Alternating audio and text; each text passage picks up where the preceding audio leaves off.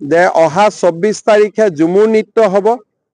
ইয়াৰ পিছত অসম সংগীত অ মোৰ আপোনাৰ দেশ 1 কোটি অসমৰ লোকে একেলগে পৰিদৰ্শন কৰিব আৰু গৈ গুৱাহাটীত একেধৰণে 10,000 ল'ৰা ছোৱালীয়ে একেলগে বাগৰুম্বা পৰিবেশন কৰিব। গোটেইখিনি ডিচেম্বৰৰ আগতে।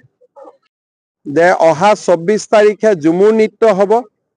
ইয়াৰ পিছত অসম সংগীত অ মোৰ আপোনাৰ দেশ 1 কোটি অসমৰ লোকে একেলগে পৰিদৰ্শন কৰিব আৰু গৈ গুৱাহাটীত একেধৰণে 10,000 ল'ৰা ছোৱালীয়ে একেলগে বাগৰুম্বা পৰিবেশন কৰিব।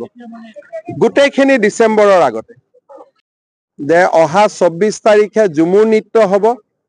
ইয়াৰ পিছত অসম সংগীত অ মোৰ আপোনাৰ দেশ 1 কোটি অসমৰ লোকে একেলগে পৰিদৰ্শন কৰিব আৰু গৈ গুৱাহাটীত একেধৰণে 10,000 ল'ৰা ছোৱালীয়ে একেলগে বাগৰুম্বা পৰিবেশন কৰিব।